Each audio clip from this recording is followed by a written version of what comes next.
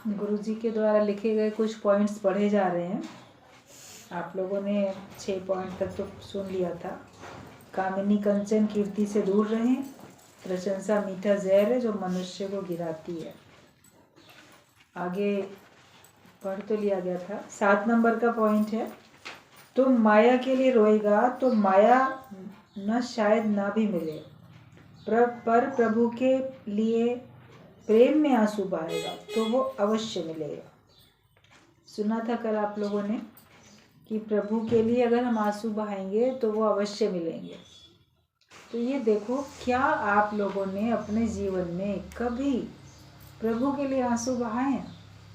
ये परमात्मा के लिए कोई आंसू बहाता है क्या? परिवार वालों के लिए बहाते हैं, मेरा फलाना चला गया, क्यों चला गया, ये चला ना जाए, उनके कारण से कष्ट मिलता है, अपमान मिलता है तो आंसू बहाते हैं, उनको कष्ट होता है तो आंसू बहाते हैं। आप लोगों ने, सब लोगों ने, जब तक किसी को ब्रह्म ज्ञान नहीं मिला था तब तक उसने घर परिवार के लिए ही आंसू बहाया था। अपने सुख नहीं मिल पा रहे हैं, वो सुखों को याद करके आंसू बहा रहा है। दुख को याद करके लोग कहते हैं आंसू बह रहे। तो दुख को याद कर रहे हैं मतलब कि वो दुख मेरे पास आया, मेरे सुख छिन गए, तब तो आंसू बहा रहे हैं। लेकिन ज्ञानी अगर रोएगा भी तो वो शुक्राने में, मेरे सतगुरु तूने मुझे क्या नहीं दिया, सब कुछ दिया। तो अगर उसको कभी आंख से आंसू आते हैं तो शुक्राने में आते हैं कि उससे हमको बहुत कुछ मिला। प्रभु के लिए भी शुक्राने जब करते हो तो कभी आपकी आंख में आंसू आएंगे, शुक्र है भगवान तूने मुझे इतना इतना दिया। इतना भी नहीं देता तो क्या कर लेते, एक भी ना दे 10 भी हर ले तो मूढ़ा तू क्या कर ले। जैसे अभी गुरु जी की वाणी में आप लोग सुन रहे थे, कोई थी सत्संगी प्रेमी, पहले नहीं आती थी सत्संग में, और कोई एक्सीडेंट इतना बड़ा हुआ भारी, जिस एक्सीडेंट में उसको तो चोट लगी काफ़ी, लेकिन उसके प्राण बच गए। लेकिन जो गाड़ी उसकी चला रहा था ड्राइवर, उसका पति बैठा था, उसका बेटा बैठा था, उनकी सबकी डेथ हो गई एक ही साथ। ड्राइवर भी गया, पति भी गया, पुत्र भी गया, ये बच गई। तो कितना दुख है, एक ही साथ चले जाएं ऐसे घर के इतने लोग, 2 लोग जिनके ऊपर पूरा मन आश्रय लेके बैठता है, पति और पुत्र के ऊपर पूरा आधार लेके मन बैठता है कि मेरी सुरक्षा, मेरी संभाल इनके द्वारा होती रहेगी, मगर वो ही चले जाएं तो कितने दुख की बात है। फिर वो जब सत्संग में आ गई, सत्संग में आके उसको ज्ञान समझ में आया तो उसका सारा दुख चला गया। सतगुरु मिले, मेरे सारे दुख बिसरे, अंतर के पट खुल गए। और जब हमारे अंतर के पट खुल जाते हैं तो हमारे सारे दुख बिसर जाते हैं। फिर लगता है कि दुखों से अगर चोट खाई ना होती, प्रभु तुम्हारी याद आई ना होती, दुखों के कारण से तो हम तुम्हारे पास आए। सत्संग में आते आते धीरे धीरे करके इतनी ऊंची स्थिति बन जाती है, लगेगा कि असंभव बात है, लेकिन असंभव नहीं होता, वो संभव हो जाता है। टाइम लगता है, अभी कहीं कट जाए, जल जाए तो आप देखो उसको भी वापस नॉर्मल स्किन होने में टाइम लगता है। थोड़ा सा उसको हीलिंग होने में आपको ट्रीटमेंट भी करना पड़ता है और टाइम लग जाता है। तो ऐसे मन पे भी इतने घाव लग जाते हैं तो उस पर भले थोड़ा समय लगता है, लेकिन गुरु के प्रेम का मरहम, गुरु के ज्ञान का मरहम, औषधि, ये सब जो लगती है तो फिर धीरे धीरे हम ठीक हो जाते हैं। और जितनी जल्दी हम इस बात को समझ जाते हैं उतनी जल्दी हम ठीक हो जाते हैं, और जितना हम देर लगाते हैं उतना वो डिले होता है। और डिले होना तो तुम्हारे लिए खतरनाक ही है। टाइमली जल्दी अपने को ब्रह्म ज्ञान की तरफ ले जाओ, अपने मन को ज्ञान के सुखों की तरफ मोड़ दो। जैसे राजा बनने से वंचित रह गए राम और चले जाने लगे वन में, तो एक तरफ तो उनको राजा बनना था भाई, तिलक होना था उनका, एक तरफ उससे छूट के मिल गया वनवास। तो उन्होंने कहा नहीं मुझे कोई दिक्कत नहीं, मैंने अपने मन को वन के सुखों की तरफ मोड़ लिया, वहाँ के सुख देखूंगा। हर जगह सुख ही सुख है। आप अगर विचार करो तो सुख ही सुख है, क्योंकि सुख तुम्हारे विचार में है।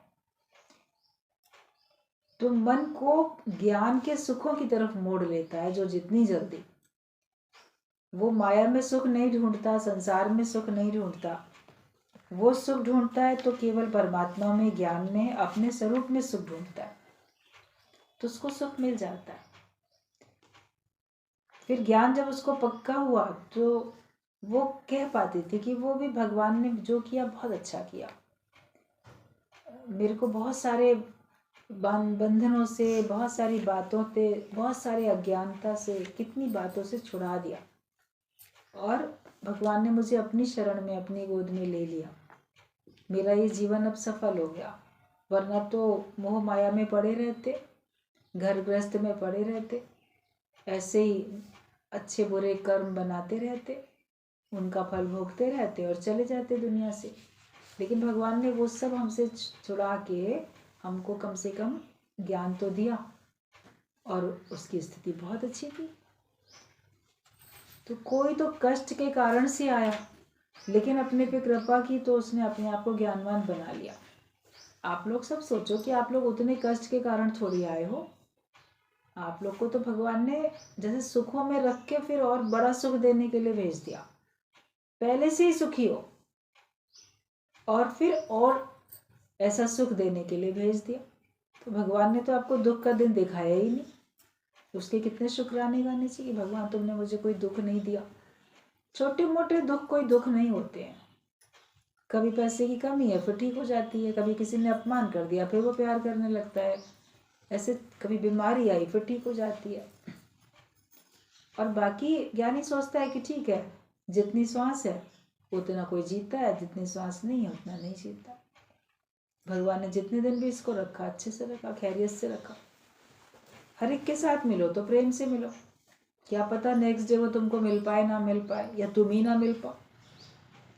कब कौन क्या हो जाता है, कभी सहज सहज कुछ बात हो जाती है, कोई किसी के मुंह से कुछ निकल जाता है, फिर देखते हैं वही हो गया पूरा, तो मन सोचता देखो उसने ऐसे कहा था वैसे ही हो गया। तो ये सब संसार में चलता रहता है। अपने मन वचन कर्म से तो हमको अच्छा ही अच्छा करना है ना। हम उसमें क्यों हेरा फेरी करें, हम उसमें क्यों खराब करें। और विचार अपने अच्छे लगो, क्योंकि सुख है विचार में। हमारे विचार अगर अच्छे उच्च कोटि के होंगे तो हम उच्च कोटि के हो जाएंगे। जैसे मन में विचार चलते रहते हैं वैसे ही तो आप भाषा बोलते हो। अंदर हलचल है, उलझन है, चिंता है, डर है, दुख है, तो वैसे शब्द आपके मुंह से निकलते हैं। आपके चेहरे का भाव भी वैसे ही बनता है और वैसे ही शब्द आपके अंदर से निकलते हैं। आपके अंदर प्रेम है तो प्रेम के शब्द निकलते हैं, चेहरे में वैसे ही बनता है। आपके अंदर नफरत है तो नफरत के चलते हैं। तो जैसे विचार होते हैं वैसे ही वो तुम्हारे विचार शब्द बन जाते हैं। हमारे विचार ही तो शब्द बनते हैं। तो और शब्द संभाले बोलिए, बोला गया कि शब्द का घाव जो है वो भरता नहीं, तलवार का घाव जल्दी भर जाएगा, शब्द का घाव नहीं भरेगा। तो शब्द संभाले बोलिए, शब्द के हाथ ना पाओ। तो शब्द बोलने से पहले तुम अपने विचार तो संभालो। 32 दांतों के भीतर एक जबान है तो उसको 32 बार सोच के बोलना चाहिए। ऐसे मत उससे उसका काम लो, पहले सोच लो इसका बोलने का परिणाम क्या होगा, सुखद कि दुखद। मेरे लिए सुखद है, सबके लिए सुखद है कि नहीं। ज्ञान की बात बोलो, दूसरी बात बोलो ही नहीं। तो विचार जब आपके अंदर ज्ञान के चलेंगे 24 घंटे, तभी तो तुम ज्ञान की बात बोल सकोगे। क्योंकि आपके विचार आपके शब्द बनते हैं, और जैसे शब्द बोलते हो वैसा ही कर्म बनता है। वो शब्द तुम्हारे कर्म बन जाते हैं। उन्हीं से जो जैसा बोलता रहता है ना वैसे करता भी रहता है। जैसे आपके मुंह से भाषा निकलती रहती है वैसे ही तुमसे कार्य भी होते रहते हैं, वैसे ही तुम करते रहते हो। तो शब्द हमको संभाल के बोलने हैं।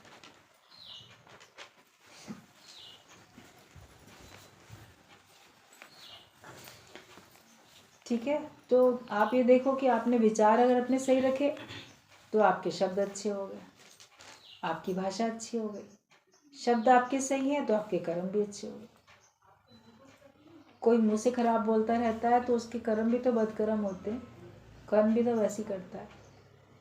और जैसा तुम कर्म करते हो वैसा उन कर्मों के कारण से तुम्हारा पूरा का पूरा आदत बन जाती, स्वभाव बन जाता है। जैसा भी तुम कर्म करते हो वैसा तुम्हारा स्वभाव बन जाता है, आदत बन जाती है ना। जो जैसा काम करता रहता है उसकी वैसी आदत बन जाती है। फिर आदत को भी संभालना पड़ता है, क्योंकि वो आदत फिर पहले आदत पड़ी, फिर वो आपका नेचर बन गया, स्वभाव बन गया। अगर अच्छी आदत पड़ी तो अच्छा स्वभाव बन जाएगा आपका, आदत ही बुरी है तो आपका स्वभाव भी खराब हो जाता है। और जैसा स्वभाव आपका होता है उसी हिसाब से फिर आपका चरित्र बन जाता है, आपका जो कैरेक्टर है वो भी फिर वैसे ही हो जाता है। जैसी सोच, जैसे विचार, जैसे शब्द, जैसे कर्म, जैसी आदतें, जैसा स्वभाव, तो उसी के हिसाब से तो तुम्हारा चरित्र का निर्माण होता है। उसको देखकर तो लोग कहते हैं इसका चरित्र अच्छा नहीं है। चरित्र में से इत्र की खुशबू नहीं आती, चरित्र से तो बिल्कुल जैसे दुर्गंध आती है, इसका चरित्र खराब है। उसके स्वभाव, उसकी आदतें देख के तो बोलते हैं इसका चरित्र अच्छा नहीं है। और कर्म भी उसमें शामिल है, भाषा भी शामिल है, सब कुछ शामिल होता है। और जैसा तुम्हारा चरित्र बनता है वही चरित्र तुम्हारा भाग्य बन जाता है, उसी के हिसाब से तुम्हारा भाग्य बन जाता है। तो अपने भाग्य को फिर आप क्या करो, भाग्य को फिर दोष देते हो। तो तुम्हारे अपने भाग्य के विधाता तुम स्वयं हो। भगवान ने तुम्हारा भाग्य लिखा, भगवान ने लिखा तो भगवान ने वही लिखा जो तुम्हारे भाग्य में लिखना उचित था, जो तुम्हारे भाग्य में लिखना तुम्हारे लिए उचित था, उसी के तुम योग्य थे, वही तुमको लिखा है। भगवान किसी के लिए अच्छा किसी के लिए बुरा क्यों लिखेंगे? उनके तो सारे बच्चे हैं, सब एक समान है, तो फिर क्यों कम और ज़्यादा लिखेंगे? हमारे ही कर्मों का फल हमारे भाग्य के रूप में सामने आता है। तो हम अपने कर्मों को देखें, अपने स्वभाव को देखें, अपनी भाषा को देखें, और वो सब किससे बने? एक अपने ख्याल से, एक अपने विचार से बने। फिर जो भाग्य आपका है वो आपको कहाँ कहाँ लेके जाता है, सुखों में कि दुखों में, नरक में कि स्वर्ग में, जन्म मरण के चक्कर में, उसी हिसाब से तो आते जाते हो। तो हर एक को शुरुआत से ही कंट्रोल करना चाहिए ना, अपने विचार ही अपने वश में रखने चाहिए। गुरु हमें कुछ और नहीं देता, लेकिन वो हमको विचार देता है, ज्ञान का विचार। सुख है एक विचार में, ना सुख ग्रस्त विच, ना सुख छट गईया। सुख है एक विचार में, जो संतन शरण पड़या, जो संतों की शरण में पड़ जाता है जाके, उसी को अच्छा सब सुख मिलता है, उसी को अच्छे विचार मिल जाते हैं, और अच्छे विचार पाके वो उच्च कोटि का जीवन बनाता है। हर समय अपने विचारों पे पहरा रखो, क्या सोचते हो वो सोचना उचित है। कहीं मन भटकता है, कुछ और सोचने लगता है, तो वापस खींच लो, आप उसको वापस, डोरी तो तुम्हारे ही हाथ में है, उसको खींच के वापस अपने स्वरूप में ले आओ। मेहनत तो यही करनी है, वरना अपने स्वरूप में लाने की मेहनत नहीं करते। जहाँ मन जा रहा है वहीं सोचते रहते हैं, सारा दिन उलझ जाता है, फिर सो जाते हैं, फिर उठ के फिर वही, उससे आगे उठ ही नहीं पाते। तो अपने से मेहनत अगर नहीं करोगे तो फिर आपको फ़ायदा तो नहीं पड़ेगा।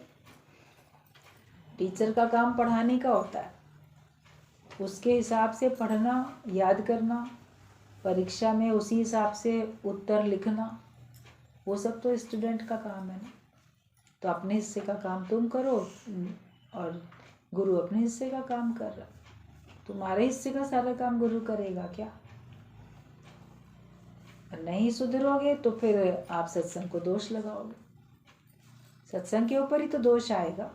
बहुत जाते हैं लोग, हैं वहीं के वहीं, क्या सुना इन्होंने अभी तक, आने जाने से फ़ायदा क्या हुआ?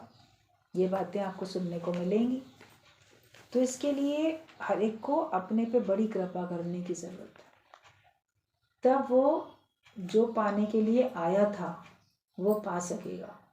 वरना इधर उधर घूम के अपना समय बर्बाद करके हर एक कोई जा रहा है।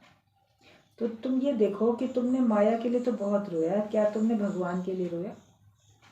अगर परमात्मा के लिए तुमने आंसू बहाए तो परमात्मा अवश्य मिलेगा। माया के लिए आंसू बहाए तो माया अगर भाग्य में होगी तो ही मिलेगी, वरना नहीं मिलेगी। उसके लिए आंसू बहाना व्यर्थ है। लेकिन प्रभु प्रेम में आंसू बहते हैं, शुक्राने में बहते हैं, प्रेम में बहते हैं, श्रद्धा भाव होता है उसमें बहते हैं, तो वो हमेशा अच्छे होते हैं। कि प्रभु के लिए प्रेम में आंसू बहाएगा तो अवश्य मिलेगा। गुरु के लिए प्रेम बढ़े तो अच्छा ही है। इसी प्रेम में ही तो संसार की विस्मृति होती है। इसी प्रेम में संसार की विस्मृति होती है। और कहते हैं अगर प्रेम ना हो तुम्हारे अंदर तो तुम्हारे अंदर जगत की प्रलय हो नहीं सकती है। प्रेम चोट लगती है तो संसार सूझता नहीं है, तो वो हमारे लिए अति आवश्यक है। मन में गुरु के प्रति प्रेम का भाव।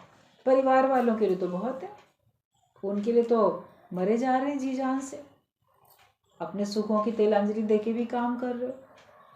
तो जैसी प्रीत तुमने संसार में रखी, जैसी प्रीत परिवार में रखी, क्या वैसी तुम सत्संग में रखते हो? वैसी गुरु में साध संगत में रखते हो? वैसी प्रीत वैसी रख लोगे तो तुमको परमात्मा मिलेंगे। और जो भाग्यशाली होता है उसी को ये प्रेम नसीब होता है। अगर आपको अंदर में प्रेम मिला, अंदर में प्रेम जगा, तो सोचो मैं भाग्यशाली हूँ, मुझे प्रभु के लिए प्रेम मिला। वशिष्ठ मुनि ने रामचंद्र भगवान को जब देखा और उसकी रामचंद्र भगवान की शिकायत दशरथ ने की वशिष्ठ मुनि से कि ये मेरे पुत्र को पता नहीं क्या हो गया, ये तो ऐसा ही गुमसुम रहता है, चुप रहता है, जगत की तरफ इसका कोई आकर्षण नहीं है। तो उन्होंने कहा कि तुम भाग्यशाली हो कि तुम्हारे पुत्र को जवानी में वैराग्य लगा, उसके अंदर प्रभु के प्रति प्रेम पनप गया और जगत के प्रति वैराग्य आया, तो तुम भाग्यशाली हो। तो अपने को भी भाग्यशाली जानो कि जगत के प्रति वैराग्य है और प्रभु के प्रति प्रेम है, तो तुम अपने को भाग्यशाली समझो। आगे बोला गया है, ऐसा लगता ही नहीं कि आप हमसे दूर हैं, क्योंकि दिल की भी बातें तो रोज होती हैं और प्रेम भरी मुलाकातें भी। गुरु ये लिखते हैं अपने सत्संगी प्रेमियों को, दूसरे शहर में जो पत्र लिखे जा रहे हैं, तो उनको खुद भी लगता है, गुरु को भी लगता है। आप लोग बोलोगे हमें लगता है कि गुरु दूर नहीं है, लेकिन गुरु को भी लगता है। बोले ऐसा लगता ही नहीं कि आप हमसे दूर हैं, क्योंकि दिल की बातें भी रोज होती हैं और प्रेम भरी मुलाकातें भी होती हैं। अगर आप कल्पना में भी किसी को देख रहे हो तो सोचो मुलाकात तो हो रही है। पत्र भी लिखा तो वो भी तो मुलाकात है। पहले पत्र ही होते थे, वीडियो कॉल नहीं होती थी, तो वो भी एक मुलाकात ही होती थी।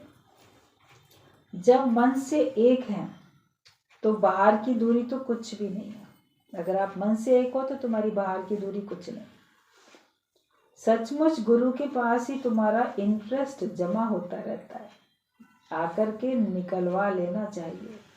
आपने कहीं एफडी कर रखी है, कई लोग पोस्ट ऑफिस में MIS खोल लेते हैं, मंथली इनकम स्कीम, तो हर महीने उनका इंटरेस्ट बैंक में जमा हो जाता है, पोस्ट ऑफिस में जमा हो जाता है। तो निकलवाओ तो खर्च करने के लिए, जमा पे जमा ही किए जा रहे हैं, तो उसका लाभ तो नहीं ले रहे।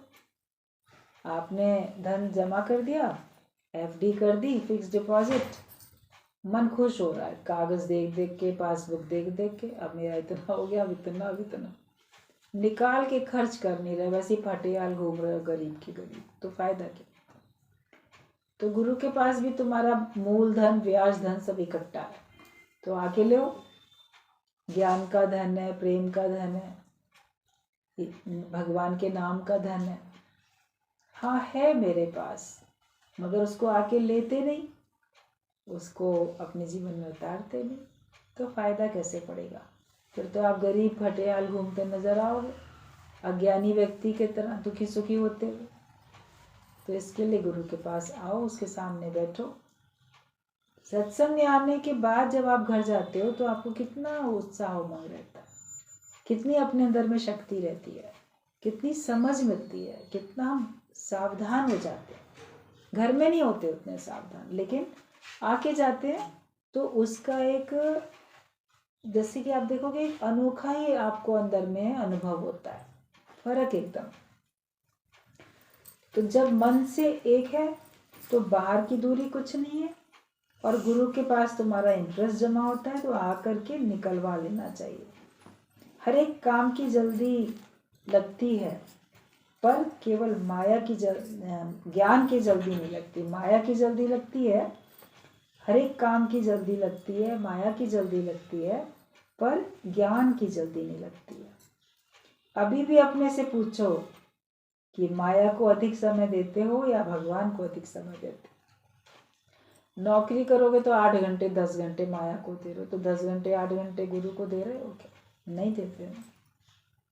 और मन में भी हर समय माया मिले वो चिंतन चलता है कि भगवान मिले, ज्ञान मिले, मोक्ष मिले, ये चिंतन चलता है। कितना चलता है? जितना उधर का चल रहा है उतना इधर का चल रहा है। तो इतना पूछो अपने से कि तुम माया को अधिक समय देते हो या भगवान को। भगवान तो तेरे अंग संग है, फिर माया की कैद में किस लिए हो? वैसे बोलेंगे ना, माया को समय निधान, भगवान तो हमारे अंग संग है। तो भगवान अंग संग है तो माया की गुलामी कैसे कर रहे हो? फिर तो जो हमारे अंग संग है तो फिर हम उसी को निहारेंगे ना, उसी को तो देखेंगे। तो तुम्हारे संग है, तुम्हारे सामने है, फिर तो हम उसी को देखेंगे। फिर बोलेंगे नहीं, माया की गुलामी भी कर रहे हैं, माया की कैद में, झंझट में, बंधन में। अगर ये महसूस करते हो तो कहाँ कह सकते हो कि भगवान मेरे अंग संग है? भगवान अगर हैं तो फिर भगवान ही है ना, फिर माया कहाँ? सूर्य निकल आया तो रात कहाँ? रोशनी हो गई तो अंधेरा कहाँ? भगवान है तो फिर माया कहाँ? तो हम कहते रहते हैं, महसूस नहीं करते। जिस दिन महसूस कर लोगे उस दिन मुक्त हो जाओगे। यहाँ पर बॉम्बे से एक प्रश्न आया है कि कोई पूछता है, अगर तुम भगवान हो तो तुम टूटी उंगली जोड़ सकते हो, या उंगली पर पहाड़ उठा सकते हो, या मुर्दे को जिंदा कर सकते हो, तो फिर अपने को भगवान कैसे जानते हो? इसका उत्तर लिख कर भेजना। बॉम्बे से आया था ये प्रश्न, हम लोगों से भी इसके उत्तर लिखवाए गए थे, जो लोकल में थे हम लोग, और बाहर वाले शहरों को भेजा गया था। जैसे कहते हैं तुम भगवान हो, तो संसार वाले लोग बोलेंगे अच्छा तुम भगवान हो, ये किसी का हाथ कट गया, उंगली कट गई, जोड़ के दिखाओ। भगवान कृष्ण ने छोटी उंगली पे पहाड़ उठा लिया, तुम भी उठा के दिखाओ। ऐसे ऐसी बातें बोलते हैं लोग बात। और अगर ये नहीं कर सकते तुम भगवान कैसे हो, तो आपका भी मन डावाडोल हो जाएगा। हाँ, मैं भगवान कैसे हूँ? ये सब काम तो मैं कर नहीं सकता, मुर्दे को जिंदा नहीं कर सकते, तो फिर तुम भगवान कैसे हो? तो इसका उत्तर लिख के भेजना। आज जो आप लोग सुन रहे हो ना, आप लोग भी इसका उत्तर आज घर में लिखोगे बैठ के कि मैं ये सब काम नहीं कर सकता हूँ, तो फिर मैं भगवान कैसे हूँ? भगवान हो ये तो समझ में आया आप लोगों को, और तो फिर ये सब काम क्यों नहीं कर सकते? फिर भगवान किस तरीके के भगवान हो तुम? वो अपना उत्तर सबको लिख के भेजना है, और जो लोकल सामने उनको देना है। जैसे माल की खरीदारी व बेचना दोनों जरूरी हैं, वैसे ही गुरु से आकर पूरा ज्ञान भी लेना जरूरी है। फिर आकर सभी में बांटो तो अंदर से खुशी आएगी। आप अगर कहीं दुकान खोलते हो, सामान बेचते हो, तो सामान लाते भी तो हो ना कहीं से, फिर थोक का लेकर आए, रिटेल में बेचा, कुछ बीच में आपको प्रॉफिट हुआ उसमें। दुकानदारी तो ऐसी चलती है। तो जब गुरु कहते हैं ज्ञान का कार्य करो, तो ज्ञान का कार्य करने के लिए आप ज्ञान के वचन दूसरों को सुनाओगे, तो उन वचनों को गुरु से लेकर भी तो आओगे ना। फिर अपने मन से अगर मिलावट करके देने लग गए तो बड़ी गलत बात हो जाएगी। 1 किलो बाजार से ले आए, उसमें 1 किलो मिलावट कर दी, तो 2 किलो नाम कह के बेच दिया, तो आपने तो माल खराब कर दिया। तो ऐसे थोड़ी करना है कि अपने मन से कुछ ना कुछ ज्ञान सुनाते रहना है। आपको आके सौदा करना है गुरु के पास आके पहले ज्ञान लो सही सही तरीके से, फिर वो ज्ञान सब में बांटो सही तरीके से। तो खरीदना और बेचना दोनों जरूरी है। दुकानदार दुकान में सामान बेच रहा है, मगर वो कहीं से खरीद भी रहा है, वो खरीदार भी है और वो बेचता भी है। तुम भी कहीं से खरीदो तब तो तुम बेचोगे। तो गुरु से हमको सौदा पक्का करना है। गुरु से आकर पूरा ज्ञान लो, फिर जाकर सभी में बांटो तो अंदर से खुशी आएगी। बादल सब एक दिन छट जाएंगे और सच्चे सुख का सूर्य चमकने लगेगा। ये विश्वास करो, जब आप ज्ञान में रहोगे तो आपके जीवन में जो भी अंधेरा है वो बादल सब एक दिन छट जाएंगे और सच्चे सुख का सूर्य चमकने लगेगा। अभी तो बोलोगे बड़ा दुख है, दुखों में रहता हूँ, लेकिन आगे आके आप देखोगे कि सच्चे सुख का सूर्य उदय हो गया। अब आपको सच्चा सुख मिल गया। अपने को मैं ना कर डालो, मैं मुआ तो खुद खुदा हुआ। अपने को मिटाओगे तो तुम भगवान बनोगे। मैं कुछ हूँ तो सब दुख है, मैं नहीं तो कुछ भी नहीं है। आप सभी की मधुर याद सदैव आती है। खूब मेहनत करके आपने गुरु कृपा भी हासिल कर ली है, अब और क्या चाहिए। गुरु भी बोल रहा है आप सबकी मधुर याद हमें आ रही है और आपने भी मेहनत करके पूरा ज्ञान ले लिया है और उसके ज्ञान के हिसाब से चल रहे हो, फिर अब और क्या चाहिए। तो लगेगा ना अब कुछ चाहिए ही नहीं। अगर फिर भी कुछ चाहिए इसका मतलब अभी आपका गुरु से प्रेम नहीं, आपको ज्ञान से प्रेम नहीं। और जो केवल यही ज्ञान के विचार रखता है तो फिर उसको और क्या चाहिए, मतलब मेरे जीने के लिए इतना ही काफ़ी है। तो खूब मेहनत करके आपने गुरु कृपा भी हासिल कर ली है, बस अब और क्या चाहिए। चाहिए कुछ?